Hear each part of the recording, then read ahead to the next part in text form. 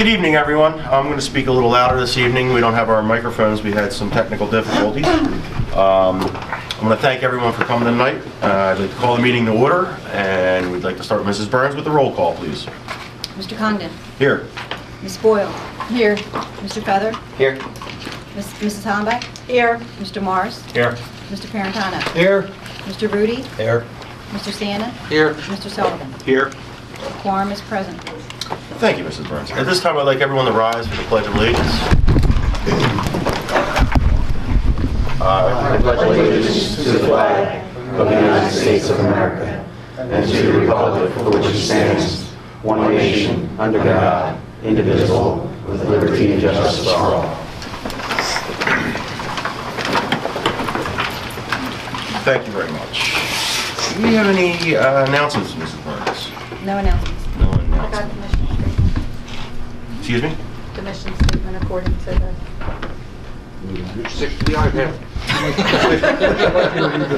Would you like me to read the mission statement? Is that it?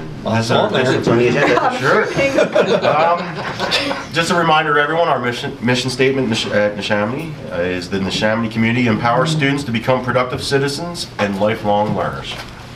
Announcements, Mrs. Burns? No announcements. No announcements. We're going to move on to the superintendent's report. Mr. Jones, please.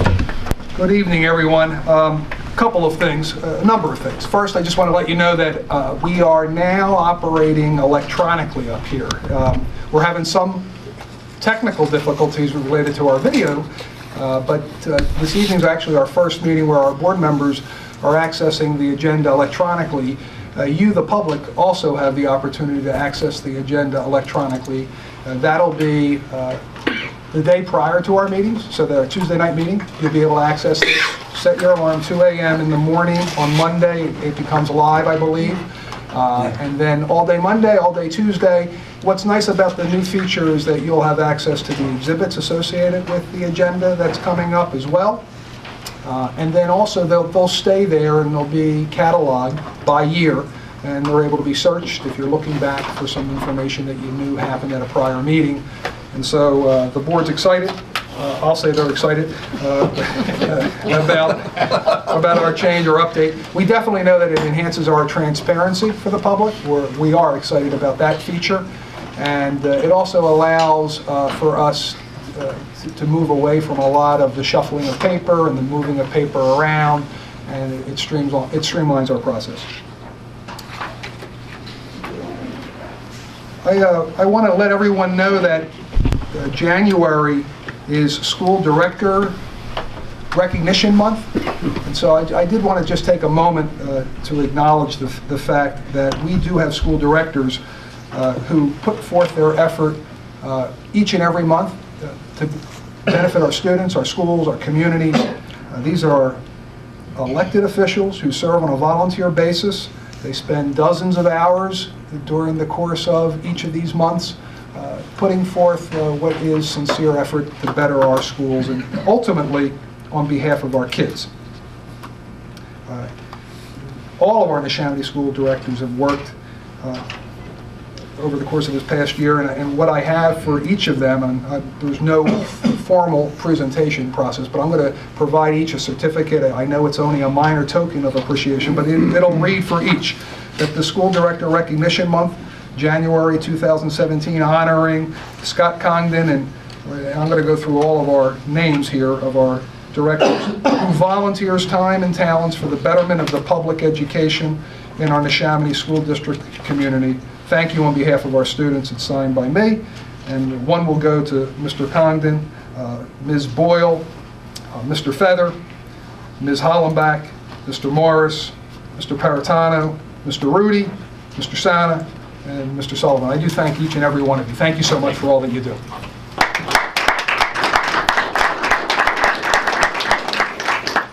We have 3 presentations this evening. The first, which will happen right after I finish with my update here, will involve 2 of our students, Mason and Samantha, and I'm going to let one of their teachers introduce them when that happens, and so you'll hear more about that.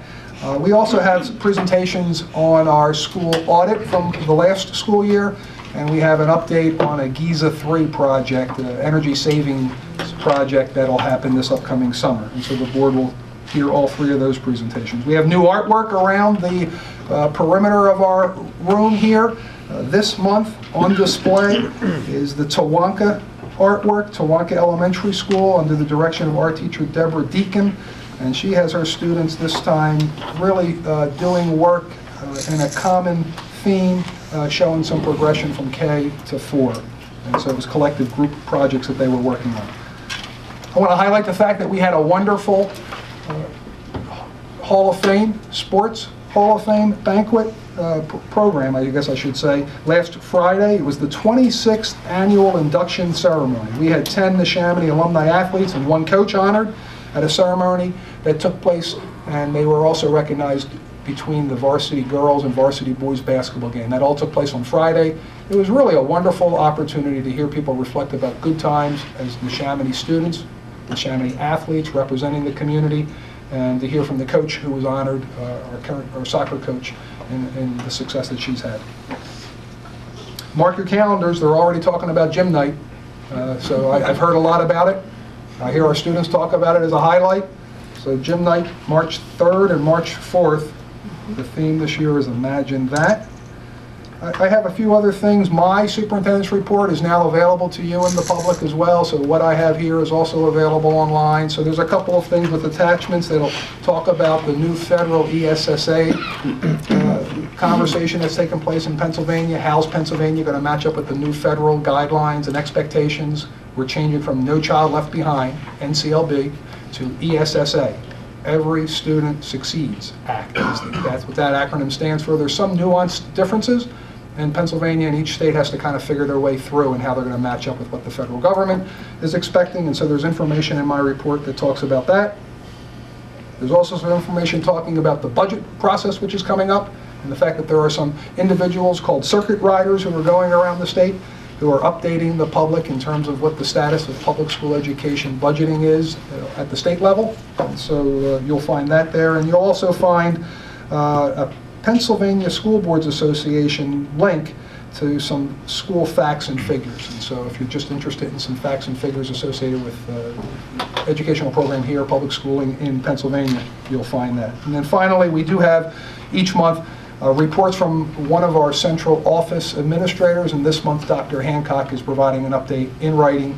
It's attached to the agenda, and that has to do with our curriculum instruction and assessment. So, that's my report, and ready to move into presentations. Thank you. Mrs. Foley and Ms. Schmidt are here. Ms. Foley is going to do the introductions.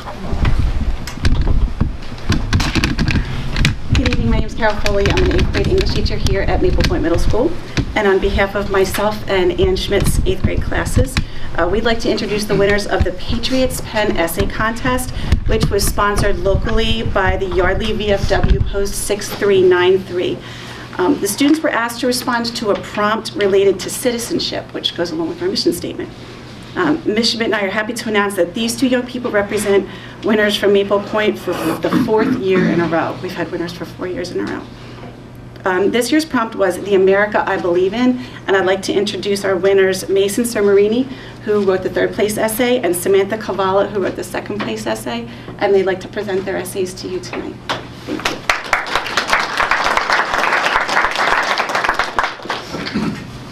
The America I Believe In. One day as my family and I entered church, an older woman was struggling to open the door. Subconsciously, I rushed to assist her, and her appreciating smile showed that I had made her day by doing such a trivial thing. It was such a small action, so why am I making a fuss? America is a great place because of these things. We look out for each other, we do the right thing, and we live our lives to make a mark on others.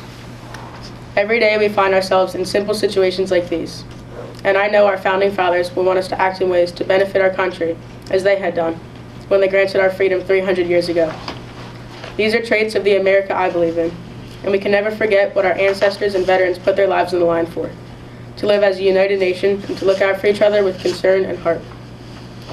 This year at Maple Point, we're emphasizing the importance of this theme, and we call it the butterfly effect. This means that each and every one of our actions will impact the future. I try to implement this into my life every day because I believe we are all here to do something great for each other, our country, and this world. A major role model in my life was my grandfather, Tony Meehan.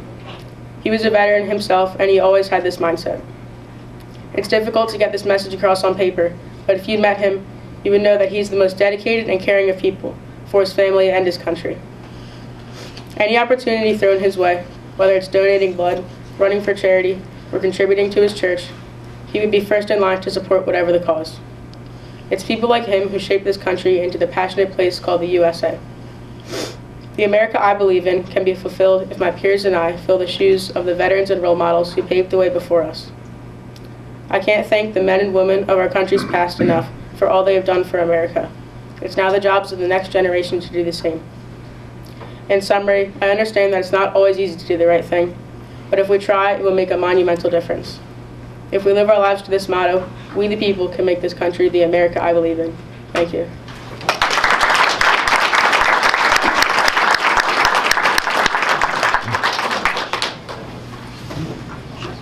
The America I believe in. When you watch the news, do you like what you see and hear? Well, I know I don't, and the America I believe in does not stand for any of that. The violence, the wars, and the discrimination are enough to make anyone's stomach turn. I believe in an America where racism is over because we finally grew up and realized that it's not what's on the inside that counts. I'm sorry, that's what's on the inside that counts. I believe in an America that recognizes that color is exactly that, a color, not something to be afraid of. For example, the America understands that not all Muslims are terrorists and not all African Americans are criminals. But most of all, they understand that no one's life is worth more than anyone else's. Aside from the issue of racism, in the America I believe in, men and women are treated equally. That includes how they are paid. Did you know that in 2015, women working full-time only earned 80 cents for every dollar men earned? Some say that women are too pretty to be smart. Why is that? Looks and intelligence are two very different things, and the America I believe in certainly knows that. That America doesn't have pay gaps between genders. If the same amount of work is being produced, why should a man get paid more? Lastly, the America I believe in encourages all citizens to embrace who they are. People should feel safe in their own skin, no matter what their race, religion, gender, sexuality, or appearance is. The America I wish we lived in supports people for expressing themselves, and no one should be afraid of what others might think, say, or do. Those people understand that different is beautiful. That's the America I believe in. Are my hopes for our country impossible to achieve? I would like to think not. Far-fetched? Maybe. But as John Lennon's song, Imagine, says, you may say I'm a dreamer, but I'm not the only one. Our country is full of citizens who would like to make a change for the better. If we all come together, we might just be able to make that happen.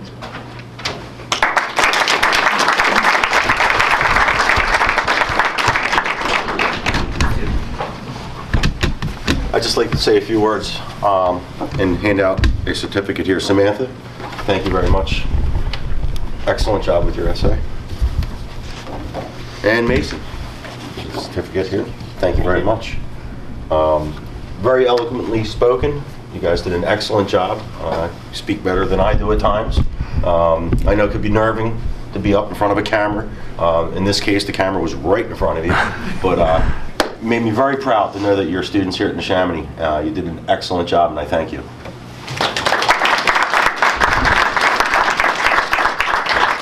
And I'm going to invite them to go home to do their homework tonight because there's a few more presentations in the rest of our meeting. But I do want to thank also, and I want to acknowledge the fact that Ms. Foley and Ms. Schmidt were both faculty leaders of the Maple Point Annual Initiative to have our veterans here and to celebrate on Veterans Day. And I know, Mason, you read your piece there as well on the stage. We must have had 80-plus veterans there that afternoon. It was powerful to be able to see the intermingling of our students with our veterans. It was really a wonderful day, thanks to the efforts of these two women and plus their colleagues, who helped support that effort here at Maple Point. It's a special day when it happens, and we were really thankful for having you come out and kind of share a little piece of that this evening. So thank you so much, and thanks to your parents for bringing you out tonight. And this is a good time to get out.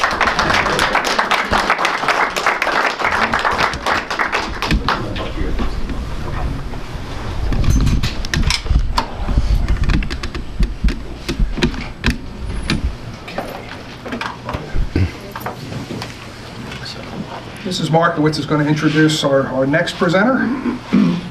Okay, Ed Furman from Malley is our auditing company, and he is going to present the findings from our 15-16 audit, which was just finished. All right, Barbara, thanks. Thanks for having me.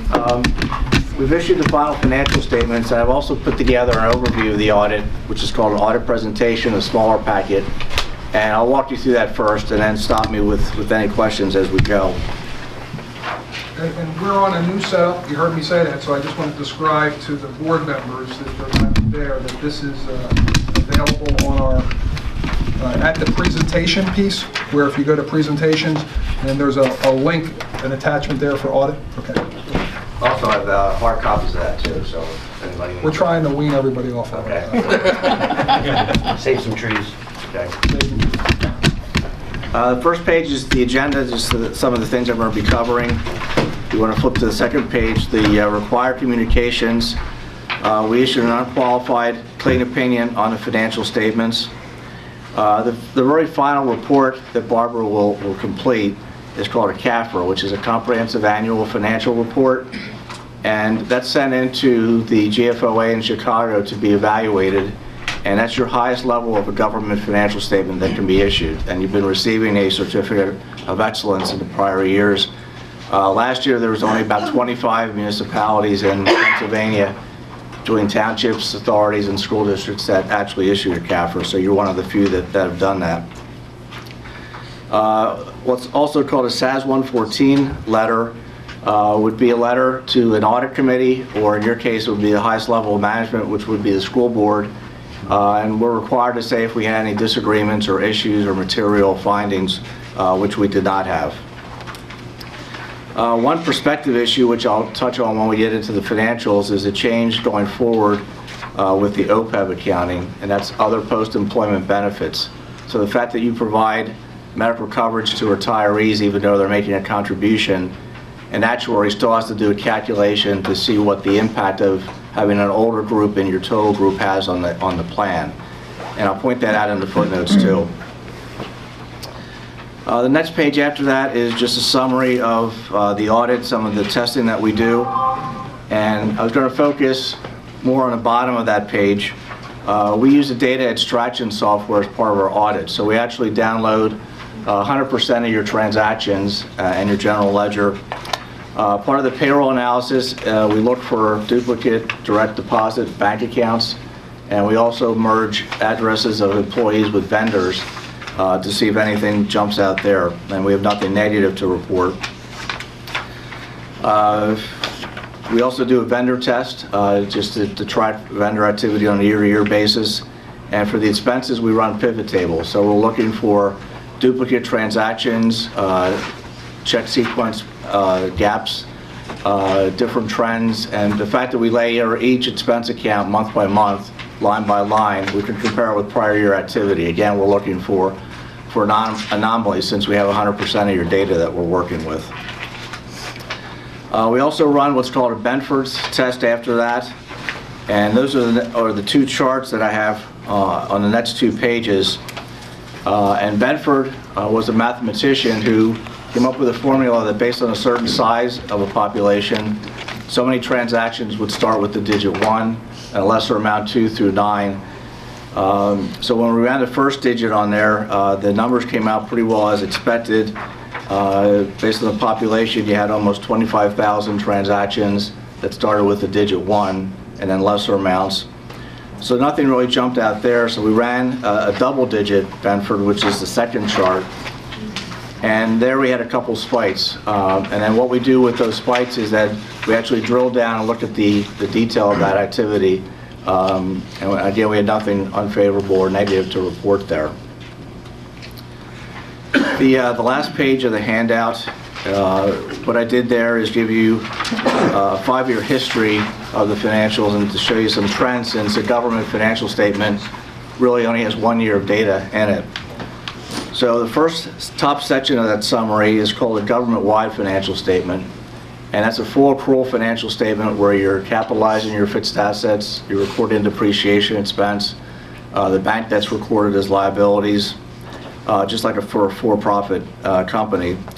So just walking you through the balance sheet there, the cash and the investments, that dropped by about $44 million, but you see that that basically dropped down into construction projects, so your capital asset number went up over $40 million. The increase in the accounts payable dealt with construction payables that were still outstanding at the end of June. The amount of debt dropped down from a year of principal payment. Compensated absences is accrued vacation and sick time, and that's actually dropped a little bit and has pretty stable over those 5 years. The OPEB obligation, again, it's an actuarial calculation, and that's been fairly stable over the 5 years. The significant major change which happened last year was the change in the government accounting for pension liabilities. So you're required now to record your share of the unfunded liability, and the liability went up to almost $250 million. And that's what that is that's your share of the PSER's unfunded liability. The PSER's unfunded liability is about $25 billion. They and their actuaries allocate that through the 501 districts. And again, your piece of that was close to $250 million. And that was up from the prior year. And we've seen that in all the school districts too, and that'll be part of the summary. Unfortunately, by recording that liability, you've dropped down to a negative equity position, but it's really mainly a result of that pension liability. We've talked to the bond rating people, and they're aware of that, and they've been pretty much focusing on the general fund and the governmental funds and not considering the pension liability, since that's really something that you can't control at your level. The revenue and expenses, again, under the full accrual, the property tax and grant revenue has been pretty stable. The investment earnings dropped, again, from the drop in cash and the very low investment earnings from the investments. The instruction and the other expenses, no real significant increases between 2015 and 2016. Remember, you've got depreciation expense in those numbers, and you also have the increase in the pension liability in those numbers too. So under the full accrual method, you had a deficit of about $8.6 million. And the bottom of the page, the second set of financials deals with the governmental funds, and that's how you keep your books, that's how you do your day-to-day operations, do your budgets off of the governmental funds. Like I said, that's, since you have more control over those operations, that's the fund that the bond rating people have been more focused in on. And you finished 2016 with a little bit over $40 million in the general fund balance, which was actually a deficit of about $1.6 million. But you had actually budgeted close to a $7 million budget. So when we looked at the budget to actual, you actually see that you had a very favorable budget to actual for the year. The food service fund, that has a negative net position too, because you've got employees in that fund, so the pension liability gets allocated to the food service fund also, and that generated a loss of about $226,000. I'll take a few minutes now to walk you through the actual main financial statement document. Does anyone have any questions on what I've covered so far? Yes. One question, the actual net change in fund balance of the roughly $7 million. Yes. You said the budgeted amount was close to $8 million. Yes. You may be getting into this later, but what were the major categories that resulted in the decrease? Well, page 55 of the main financial is the budget to actual page. Okay. The revenue came in about $1 million under budget, but if you look under the expenditure side, you were actually favorable about $7.2 million, and that was pretty well split between instruction and support services. So that dropped down to about a $6 million favorable number. And again, you had budgeted using $8.4 million of the fund balance, and it was actually only a decrease of about 1.7. Okay. That still gave you sufficient room in the fund balance area to do some commitments. So you've committed a significant piece to the PSER's rate stabilization, which most of our school district clients have done just to put some money away to try to stabilize that. And you'll see in the footnotes, again, the pension liability actually grew for most of our clients by about 10%. And one of the main reasons for that was that PSERS, as far as doing their actuarial calculation, is using a 7.5% investment return on their investments, which prior year didn't come close to that. And if you'll see in the footnotes, most of their expected investments come in way less than that. So it wouldn't surprise me that that liability continues to grow for another year or so. Again, I'll walk you through the main financial.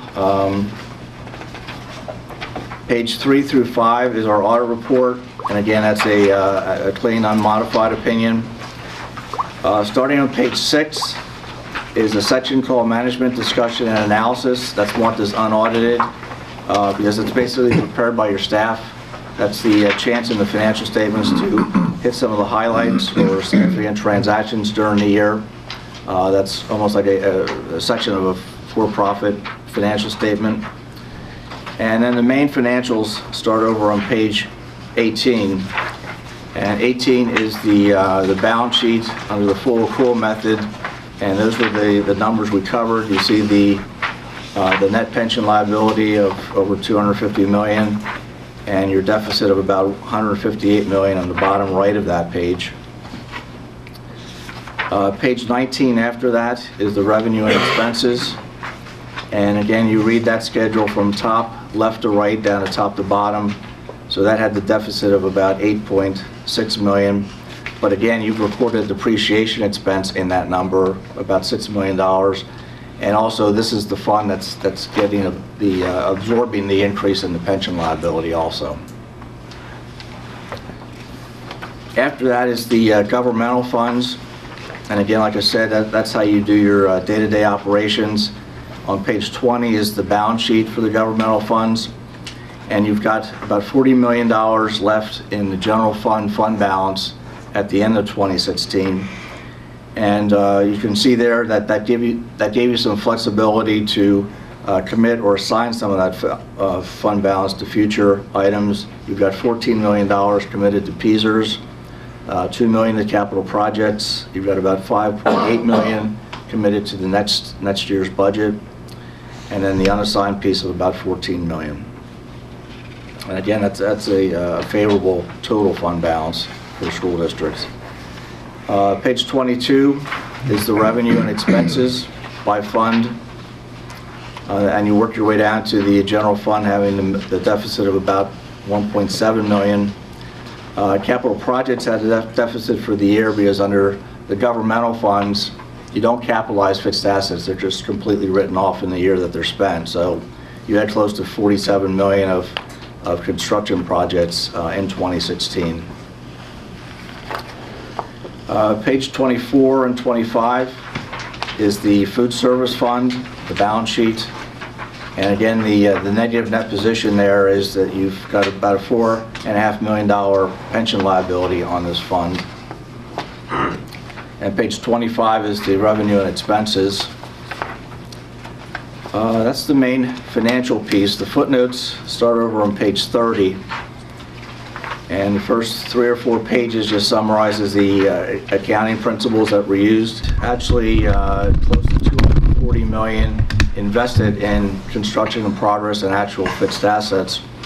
And in theory, we're depreciating those assets over their useful life. So what that's saying is that it's saying that you've got more than half the useful life left of the capital assets of the school district, which is positive. Where we see problems come is when you're getting up to 75–80% depreciated. That's usually a warning sign that you're going to have repairs and things. But you've been putting actually new cost into the capital. What lines are you using for depreciation? Buildings are up to 30 to 35 years. Equipment's about 5 years. Page 43 starts the summary of the bond obligations of the district. And probably the next key footnote starts on page 46, which is a summary of the PSERS pension plan. And last year, again, that footnote pretty much doubled from prior years. The first couple pages describes the program and the funding obligation of the district. And again, what I wanted to point out is on page 50, that's a summary of the PSERS investments and their estimated rate of return on those assets. And you see, as far as their calculation goes, they're assuming that they're going to be earning 7.5% on their money, but the investments that they had at the end of last June was not close to that. Most of them were in the 1 to 2% range.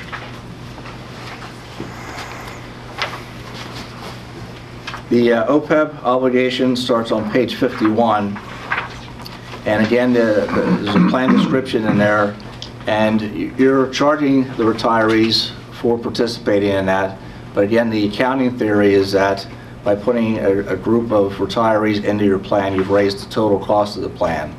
So an actuary actually does a calculation of when someone's going to retire, what the medical costs will be when they retire, and the future medical costs. There's a lot of variables in that calculation. So that's not really a hard and fast liability like the pension. There's, like, again, 3 or 4 assumptions in that number. What's the purpose other than tracking paper for even needing to calculate that beyond those actuary tables? I mean, how's it impacting the district's financial position? On the government-wide, that's the only financial that liability is reported on. So that's part of the net deficit of the year. And again, the bond rating people have sort of ignored that full accrual balance sheet going forward because you have more control on a day-to-day basis on your general fund. Again, that's how you budget and that's how you operate on a day-to-day basis. So they're not actually looking that closely at the PSERS obligation and the OPEB obligation because it's, again, a lot of variables in that calculation to begin with. So besides the money that we're actually paying for PSERS, was the people that are on medical that are retired are paying for themselves. Correct. Some of them aren't still, but... Right, and that's why it's a soft liability, because you have to assume what having an older group and a younger group does to the total, and that's a real vague assumption. So it's just basically for accounting purposes. That's correct, yes. Not really impacting and again, us only the full accrual, so it doesn't impact your general fund. Right, except for what we... Except for the actual cash paid out. Paid out for the retirement. That's correct, yes. Okay. Which is ridiculous, but I know that's not and going up, too, so. All right. So 51 and 52 is just a summary of the actuary's calculation for that OPEB liability, but you're not putting any money away on that. You're just doing it pay-as-you-go, which all our school district clients are doing with that. Again, 55 is the budget to actual page. And the tail end of the report is a separate set of audit reports, and it's called the single audit testing. So based on the amount of federal money that you get, the federal government dictates what programs we have to test and how we test it, whether we're looking for certain compliance or eligibility or appropriate expenses. So that's a separate audit work that's done, and we had no findings to report in our testing there as far as the actual compliance and the appropriateness of the expenditures.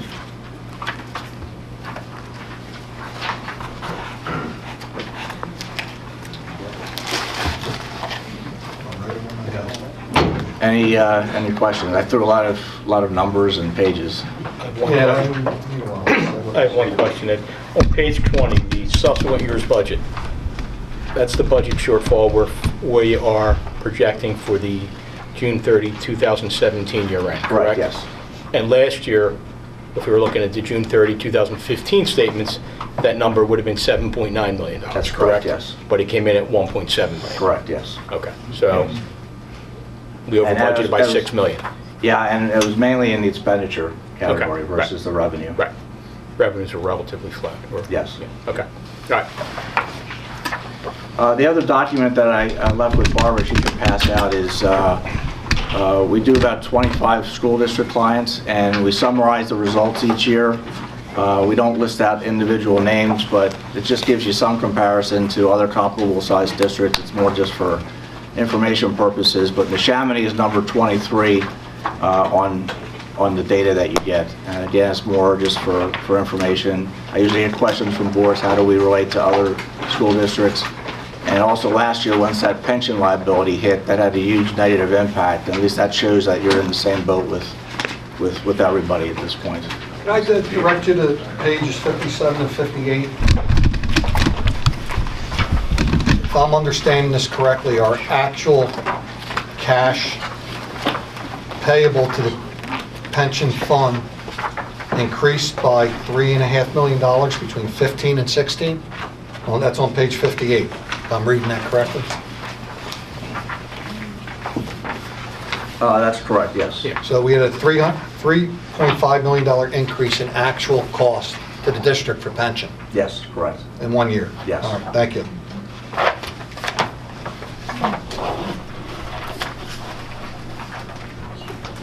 But I guess if Peasers does hit the 7.5% rate of return this year, they probably will have a big accrual next year, correct? Hopefully, at least it will stabilize, yes. Okay. But unfortunately, or fortunately or unfortunately, they do a beginning of the year calculation on. Well, they on already that. increased it. Yeah, they've already They increased it over last year. That's correct. But it'll reduce the accrual if we hit 7.5%. Well, Yeah, When was the last time you got something? the unfunded piece, which is your share, in theory should go down if they hit the 7.5% number. Right, right. Well, I'll grow hair, but. well, how about that? I can only speak for me. Well, thanks for having us do the audit, and we got great cooperation with your staff, and no findings, and the general fund balance is in good shape at the end of 16. Thank you, Mr. Furman. Thanks. Thank you. You can go home if you have any homework to do. This is a good time to get out.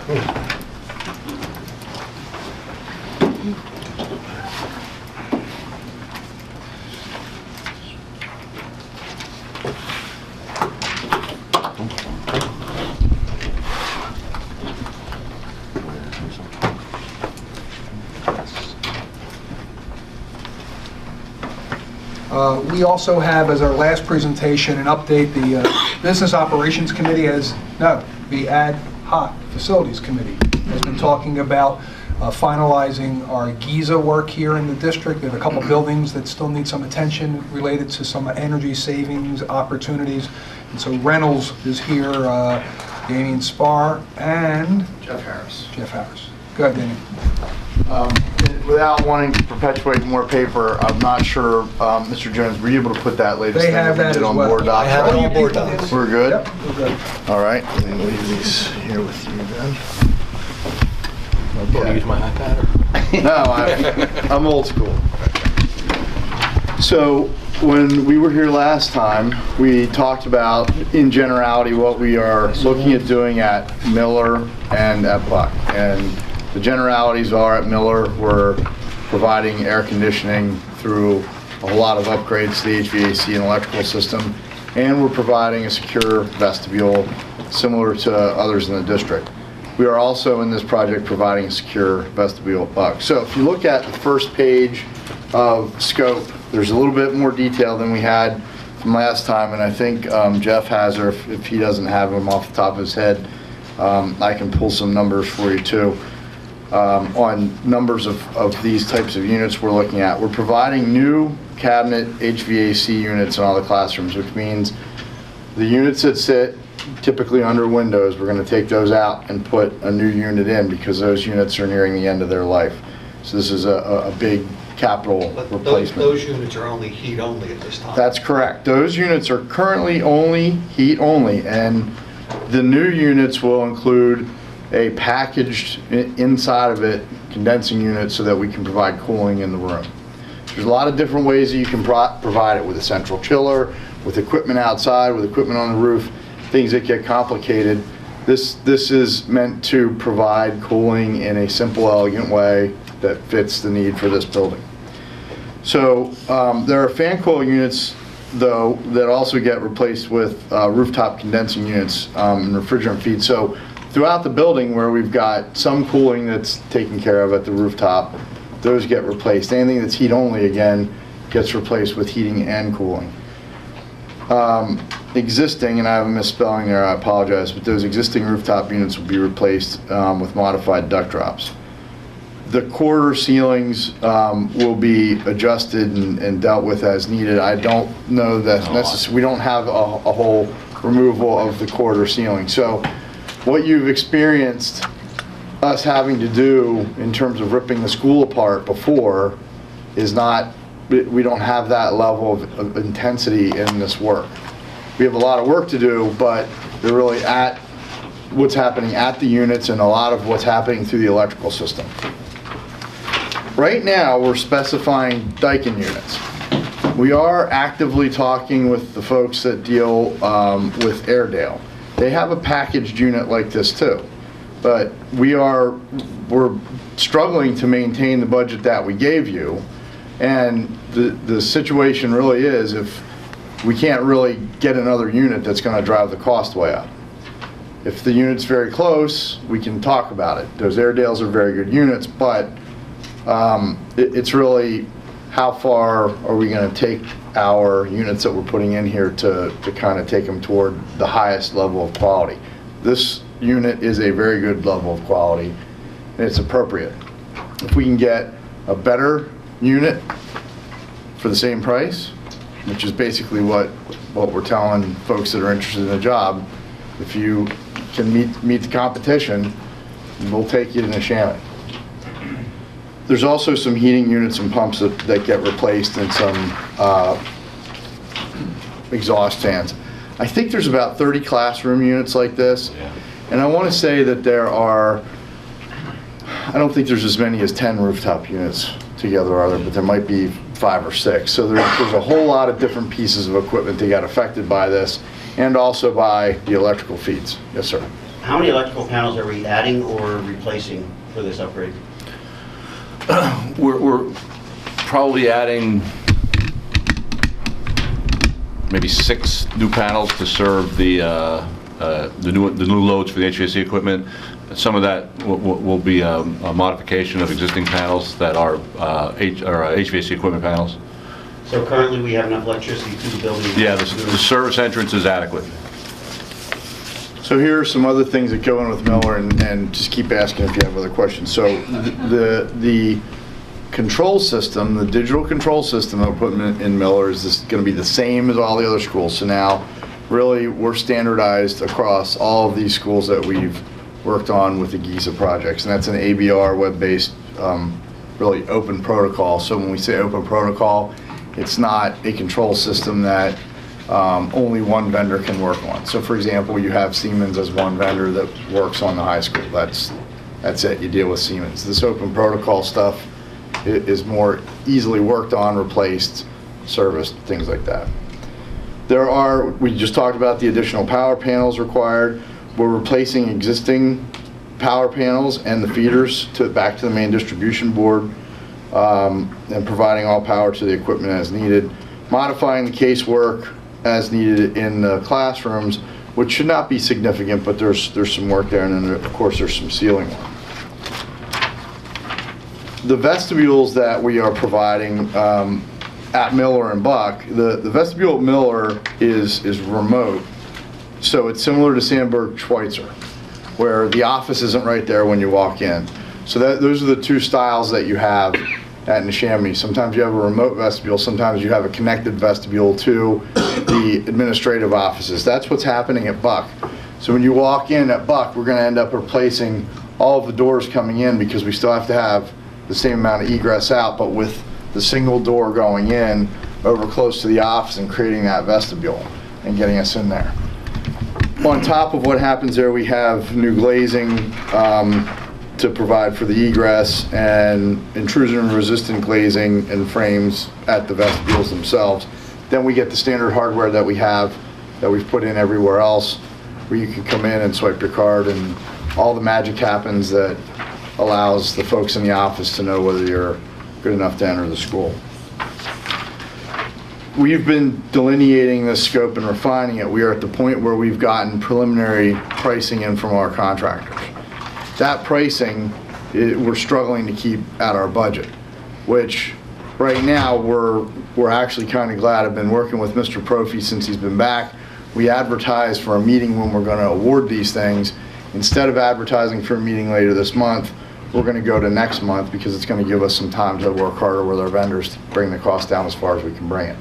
So right now, unless that's changed for some reason, I think we'll be looking at the 28th of February, which we can handle with our vendors and all that stuff. It's not going to hurt us.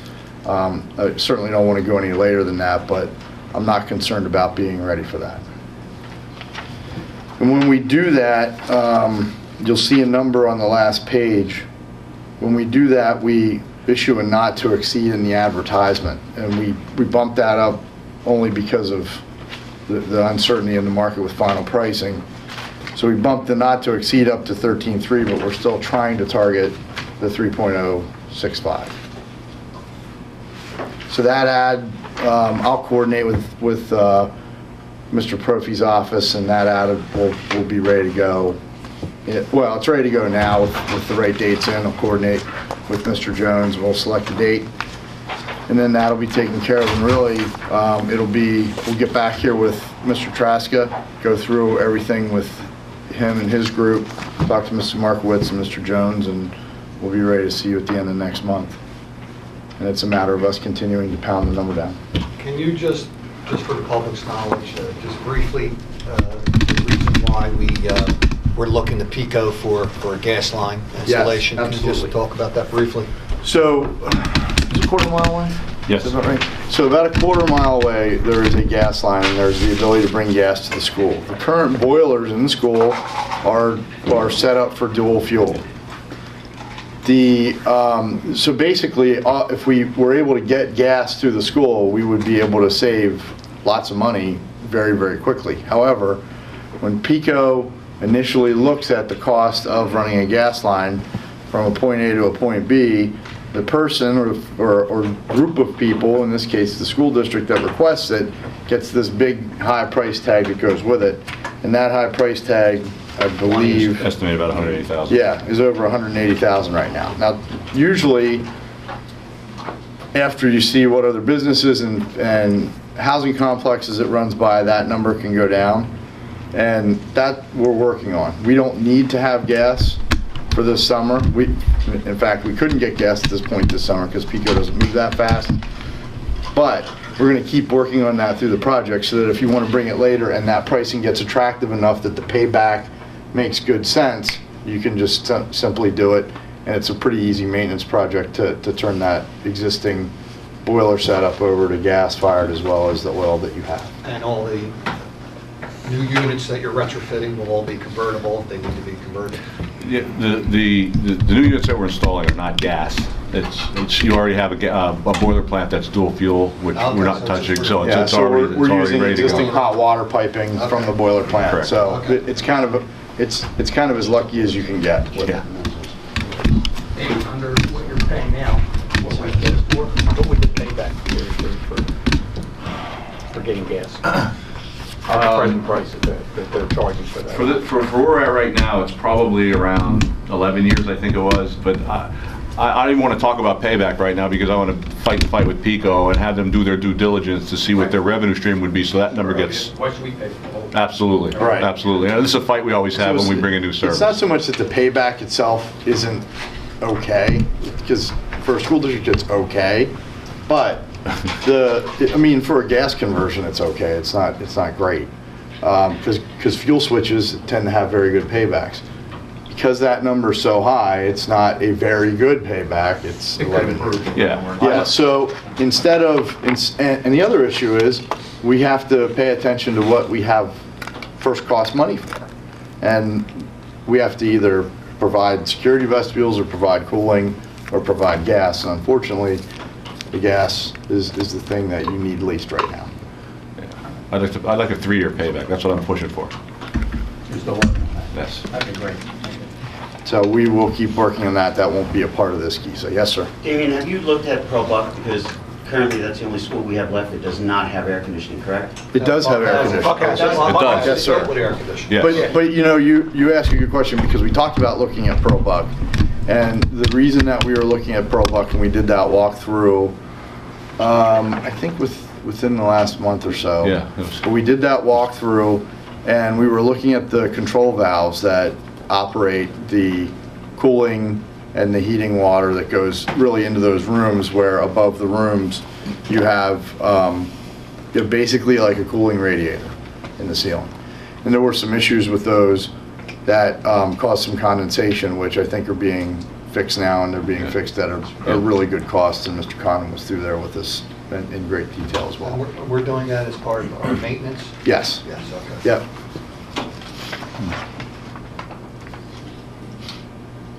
So the only change is that we're going to push this to a February time for final approval. So you'll see this just on our next month's work session, just as a reminder, and then ultimately it will be on our approval list for the February meeting. Are we going to have hard numbers for the first meeting in February? Or are we not going to? I'm pushing for that. Okay, Even if we don't have final numbers, we can narrow it down. okay. Okay? Thank you, gentlemen. Thank you very much. Do you have homework? You do? I have social studies. They're going to write an essay.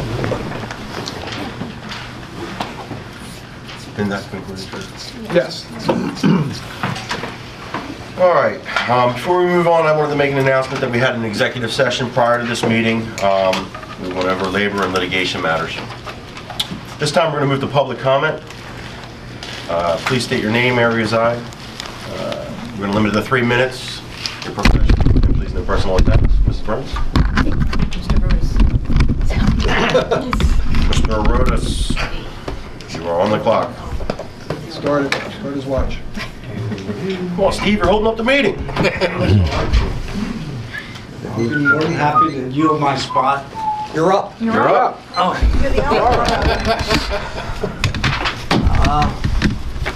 Okay. I did, Please hit the button. over the vacation, I turned on Verizon, and I know Chris had been putting up a lot of interesting videos about the district, and all I got was a blank screen, and that happened during the whole time. So I'm saying to myself, I want my NTV. I want my NTV. We need to get you more new hobbies. You're a golf player, right? Hey, I only have to wait till April 1st. There's something wrong with the Verizon feed, and we're trying to get it fixed. Yes. So, that was the first thing. Then I thought I'd give you an update on how things are doing in the food services for the staff in the high school. And it still defies description. It seems that the solution is to move the cashier closer to the staff line, so that the lines got reversed, but the food's still the same. So they have one, that's the solution. It's easier to pay now, but the food is still horrendous. But I'm leaving that alone in the future. I don't, it's tough. The only problem is it's tough to get a corned beef sandwich to take to school for lunch at 6 in the morning. That's the real problem. But that's a personal problem. It has nothing to do with anybody else. Now, last week, I had the fortune and misfortune to sub in the high school where 4 of the classes were in the library. The library was freezing, which is something I brought up before about the whole school. So I subbed there, and I went to the librarian, and she says, yeah, she comes dressed in thermals and a heavy sweater, and sometimes she has to put on gloves. And when she calls the main office, they tell her, no, it's 68 degrees. That's what it's supposed to be. So she says it might be the wind chill factor in the library. It's the wind chill factor in the library. I heard you. Yeah, okay. So, it's whatever shows up in your control room is not accurate as to what it is there. I mean, this room is pretty warm, I feel, and this is way hotter than the library. And, okay, so that's one thing I still haven't forgotten about. Now, I think this going to statements and all the information on the website is great. I did look for my particular favorite but I realized it wasn't be open. The last year's audit would not be posted until after the vote. But there was a beautiful chart on there, which had no explanation, had a lot of colors in it, a lot of lines going from upper, I don't know what it was for. He explained that this evening. Yeah. That was the I still don't know what it was for. That was the Benford test. analysis. Yeah, and what does it show? I still don't know what it shows. Okay.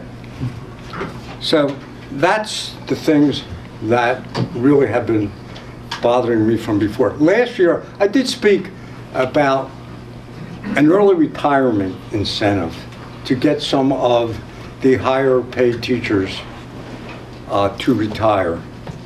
And kind of, supposedly all the information that you'll read says it's 2 for 1. If you can get somebody at the top to retire, you can get 2 other teachers. However, it's supposed to be beneficial to the district, while not at the same time be a penalty to the teachers who remain in the district. So I think that from what I had heard, raising somebody's workload by their student load by 20% is really not beneficial to the district. So that's why I just don't think it should be beneficial and a penalty to those who remain, unless you want to get rid of all of them. So that's it. Thank you.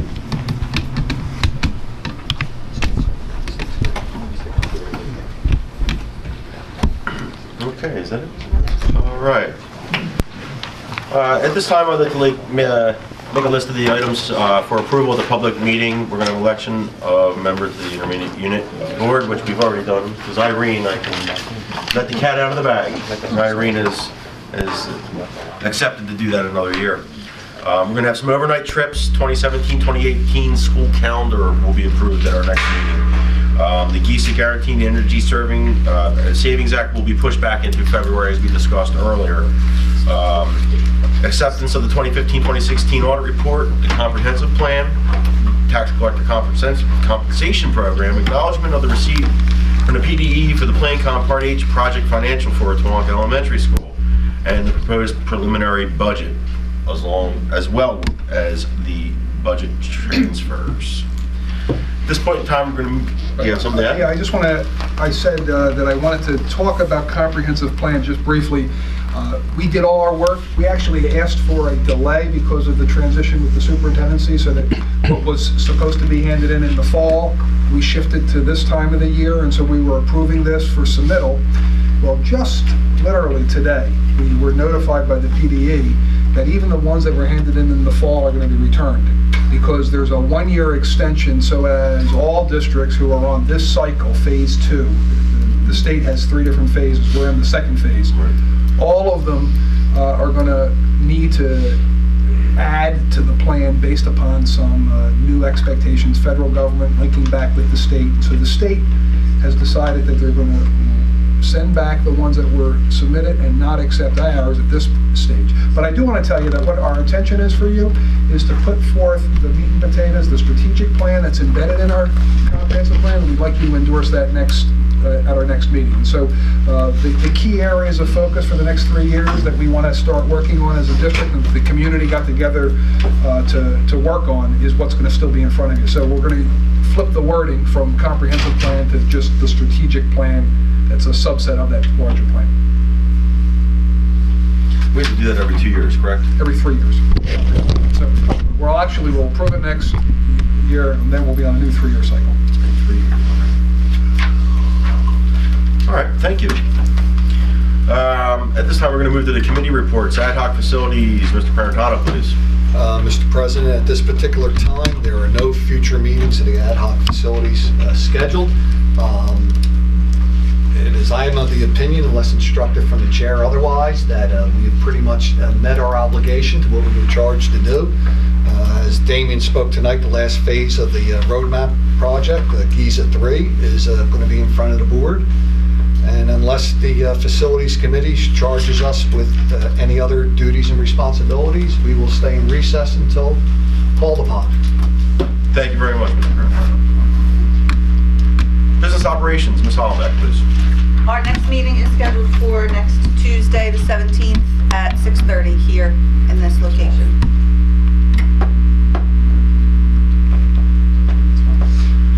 Thank you. Educational development, Ms. Boyle, please, and you can go right on to policy as well. Okay, the educational development, the next meeting is going to be February 21st, and that's at 6:30 in the boardroom. And the policy committee meeting will be January 31st, also at 6:30. Thank you. And you can go right on to the IU board if you'd like as well.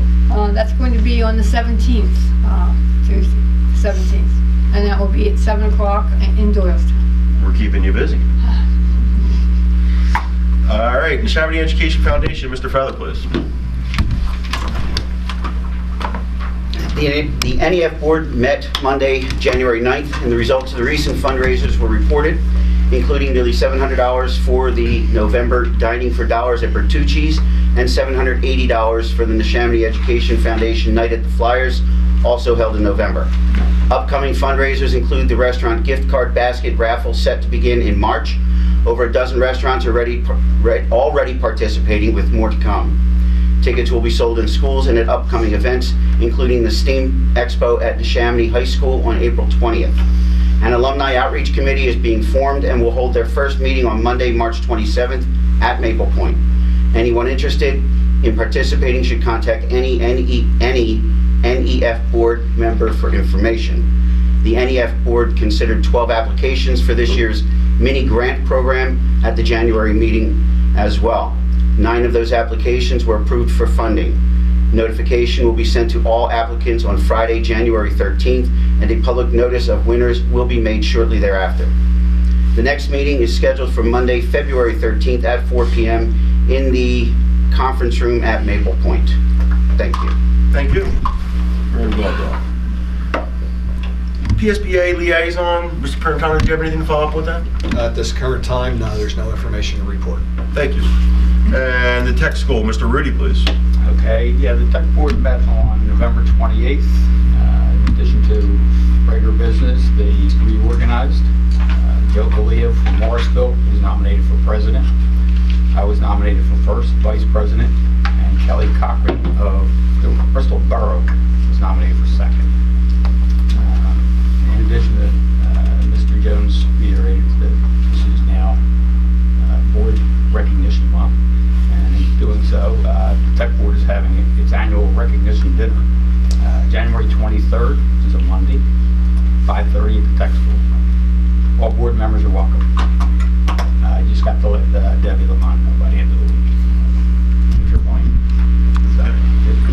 I must say that I had, when I was on the tech school board, that I had gone to that dinner before, and the kids at the tech school do a fabulous job. The food is just incredible. Yeah, From hors d'oeuvres through a 5-course meal. I mean, they do an incredible job. Yeah, it's a very nice affair. Spouses are welcome also. Yes. Did you get an invite from them? Yes. All you received that? We got the invite, make sure to let Debbie know. By the end of the week. By the end of this week? This week, yes. Okay, by the end of this week. And it's nice. I mean, usually when I went, I think I've gone twice, and both times the board, we got together and we were able to have dinner together and actually having fun together instead of working hard. The last 2 years, we got snowed out. That's true. That's true. Considering moving it to the spring next year, so we don't have that issue. Okay. Thank you, Mr. President. At this time, I'm going to go to the second. Your name, area you reside, your profession, and please note personal attacks. Mr. Rodas, please.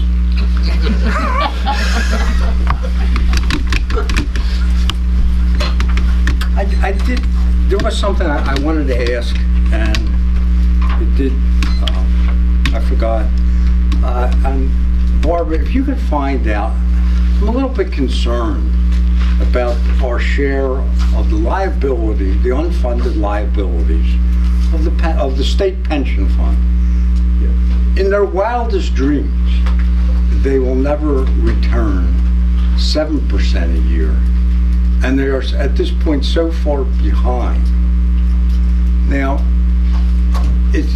we're carrying this as a liability. So if they go under, which is not to any extent, are we supposed to refund that? So I would suggest that all these school districts get a hold of their local state representative and start them actually getting together and getting the proper votes so that they can sell bonds or do what the hell they got to do, or sell the Capitol building, but get this thing funded. I mean, it's so out of hand. It's probably the third worst in the nation by now, and it's not getting better. Of course, they would have to cut off their favorable contracts to the people that bring in the investments, but that's something you have to do occasionally. So I really think that all of you should get together with the other school boards and say, hey guys, I know it's a problem and you've handled it well, but the problem unfortunately gets worse no matter how much money we, the taxpayers, and you authorize us to throw at the problem. And the state just sits here and these guys get reelected year after year and they actually think they're doing something. Maybe they are, but it's not evident to the public. So thank you.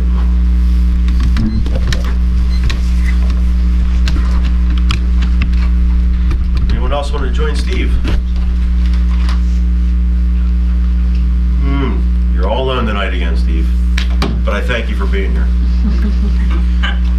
At this time, does anyone have any future topics for our next meeting?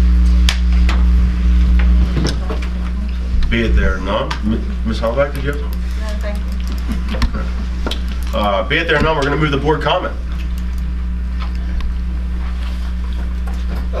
Just briefly, Mr. Rodas' comments about the pension fund. The PSBA has a very active role in lobbying state capitol. They have many programs, I shouldn't say program, many initiatives that they put forth. You know, Pennsylvania, unfortunately, is a very split politically across. You know, there's the constitutional question that they've talked about. There's the how they can fund it. What mechanisms will they all agree on? You're right, it's an extremely complex issue. You know, unfortunately, I'm not very optimistic about their ability to solve this issue. 2011, our total liability was 11%. They just raised it again in 2 years. Our total liability is going to be over 35%, for which we do get a 50% subsidy from the state, but still, it's, you know, If we get it. hundreds of percent increases over that term. As the auditor spoke about tonight, just between last year and this year, we took a $3.5 million increase. That's $3.5 million that our children will never see in new programs, new technology. We're doing the best we can do, but you know, I think it will be evident in this budget cycle that we've pretty much reached the limit of where we can find existing revenue. We've done an excellent job, Barbara and prior administrations in the last 5 years, of trying to lessen the impact upon the district. But last year we did allocate $2 million out of reserve fund just for the pension program. I don't know what the answer is.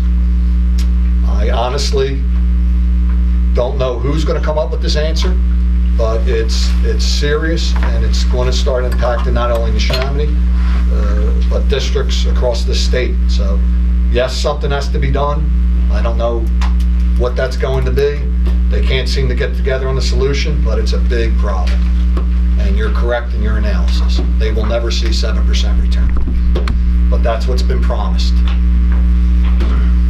That's all I have. They meet the funding at the tech school, see me, the equation, funding equation. Anyone else? Yeah, well, we hope. We can hope. Anyone else? Everybody all right? Mr. Morris? The SBA does a pretty good job trying to I think there's guaranteed a few things in life, is death and taxes and the state pension. So, you know, that's how it goes, you know. You have a few things going on there, and obviously it's politics at its best. Also, it keeps a lot of people running for re-election. I do want to state that at the beginning of this school year, the school district was served paperwork from a constable here on public record, which gives me the ability to explain to the public, taxpayers, and everyone else involved that the disgraced John I. Waltman, 59 years old of Feasterville, served the school district this notice, which I'm sending out for release, and I'm going to make comment on it when we have our audio video up and running very clearly so we can play it. Our solicitor and our school board president found that to be a personal issue, and we were served at a school board meeting, and the school district was served. I just want to put on notice that Mr. Prophy felt that it was necessary to protect the Neshaminy School District, the taxpayers, and the kids, as Mr. Condon himself defended that action at the board meeting with his comments afterwards. So I'm going to be making a statement when the audio video is up and running, but I do have the indictment that totally contradicts the disgraced John I. Waltman from Lower Southampton and his three buddies down there, the public safety director, which, you know, they take out the police chief that could actually lock people up and make him a public safety director by the name of Robert Hoops. Then you have a Constable Rafferty himself. They're charged here with conspiracy to commit money laundering, 1 count. Money laundering, 3 counts. Aiding and abetting. There's much more going on here, ladies and gentlemen, and I'll make a board comment on this. It comes down to the political elections that happen, and it's going up to the county.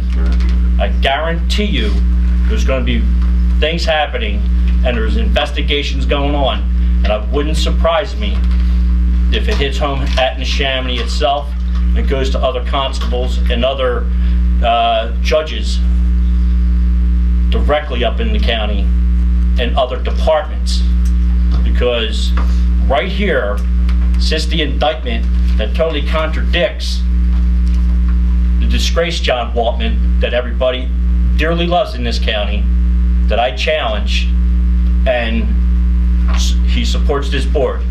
He came to our meeting, our school board reorg dinner. I left, and others have left. And this is the whole idea of thuggery.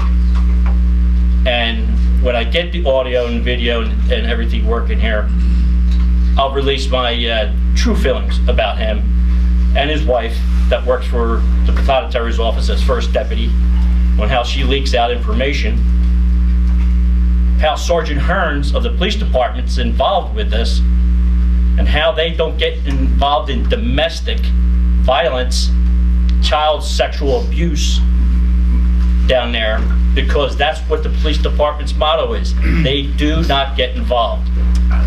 Stated to me by those police officers like Sergeant Hearn and a few detectives and others down there. Shame on the entire Lower Southampton Republican Party for supporting this kind of guy. Waltman was appointed to his position by his disgraced sister, McEwen, which sat at that position. And I called him unethical here, according to him, because he is. Obviously. You don't come up with a potential 80 years in jail because you're a nice guy. Is it personal? I could care less. Is it wrong? Absolutely. So those who are friends with him Buyer beware, birds of the same feather flock together.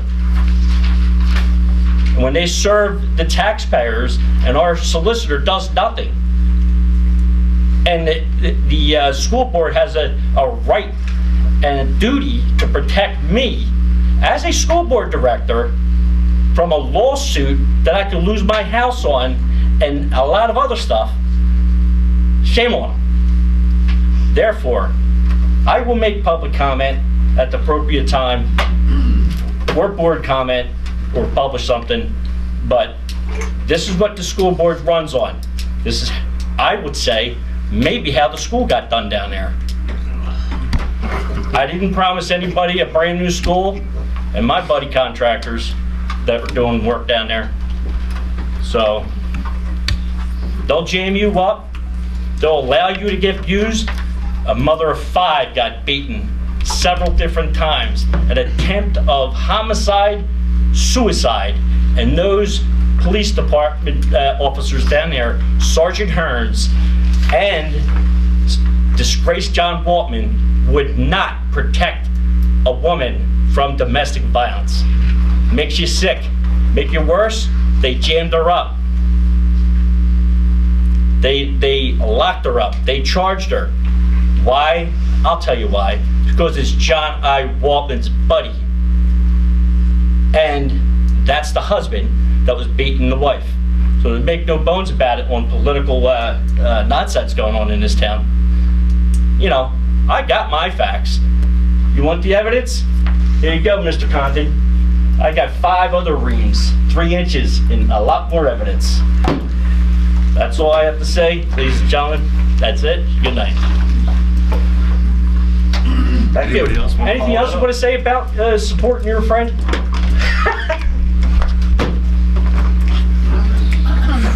Anybody else? I didn't think so. No, I'd just like the record to be clear that the school board was not served, an individual was served. Talk to camera.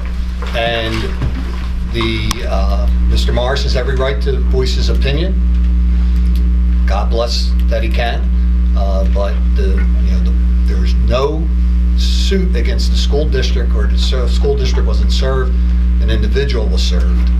Beyond that, Mr. Morris, can make whatever remarks that he deems are his business to make. But you have to remember, ladies and gentlemen, here's a guy that supports and their friends. Okay, the whole Lower Southampton Network Plus. They got their 5 votes. They're doing what they want. And that comment, you should be ashamed of yourself, because on camera, I believe you were here, right? You were served as Profi representative. I was served with a copy of the letter that you were provided. Okay. So therefore, the school was served. Which was a letter directed directly to you in your individual capacity and not as a school director. Okay. Well, ladies and gentlemen, I'm done. Anybody else? Yeah, I understand Mike's upset. I guess my only question is, and I guess if I was sitting in the audience, my question would be, what does this have to do with the school district? That's my only thought. That's my only thought. And Mike, you're entitled to your opinion. I'm not upset. I'm not, because I could care less about those scumbags down here. Okay? And there's more to go down. It's just funny how all the school board directors get jobs down there. But hey, that's just my opinion. All the school board directors get jobs. They manage to get jobs, but there's a lot of collusion, there's a lot of stuff going on, there's a lot of paper bags flying around. Mike. I just have nothing, I don't really care. Mike. They served us here. Mike, you're way off, way out of line. School board directors have jobs. Steve owns his own company. I've been an electrical engineer for 20-some years. What jobs have we gotten down there? First of all, what have I defended? Okay, I sat here and witnessed what goes on. I don't have a button to push tonight, but you were way out of line with some of the comments and things you brought up tonight. Once again, you're making wild accusations tonight. It's not accusations, sir. They're not accusations. Well, I understand. Obviously, you knew something. Let me talk. It's my turn to talk, Mr. Morris. Okay? From what I understood, you knew something that all of us didn't, because yeah, something went down and there's something that's going down and there's people that are going to get in a lot of trouble, okay? Yep. Which it's yet to be. You're sitting here saying all along that there's stuff, you obviously had information you didn't share with the rest of the board. I'm surprised the FBI hasn't been interviewing you. Obviously, you knew something. I'm surprised the FBI is not investigating you. How's that went? Oh, my God. No. Mr. Morris, just... We have a So constitution. I just like to say that, you know, and the connection between the school board and Waltman, you know, was one thing. But, you know, there is such a thing as that you're innocent until proven guilty. Correct. I don't believe in this case, no. But go ahead. Well, that is the Well, in Waltman's court, you can cut a deal, but if you go up county, you're screwed because he's after you. So that's Him and his wife, in my opinion. Yeah, I just want to make a couple comments right now. I'd like to thank the students from, I believe it was Tawanka with the artwork. Once again, it looks beautiful. Once again, March 3rd and 4th is gym night. We're going to have a lot of hoopla coming up with that. Business operations will be on the 17th. I'd like to thank Samantha Cavallo and Mason Neshaminy. I'm sorry I butchered that. With their speeches tonight, very eloquent, well-spoken. Steve, I get your concerns about the high school. I know in the renovations of the high school, there were areas that weren't touched.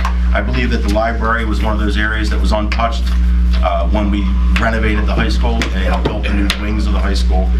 That's something that I will personally bring up with Tim, our new facilities director, and see if he has any more input on that.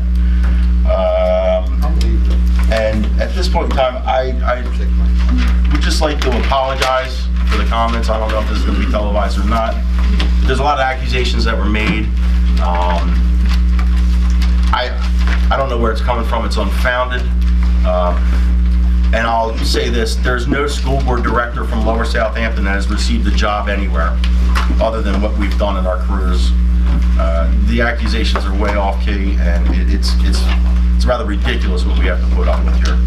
At this point in time, I'd like to make a motion to adjourn the meeting. Can I get a second, please? Second. All in favor? Aye. Thank you, everyone. Good night.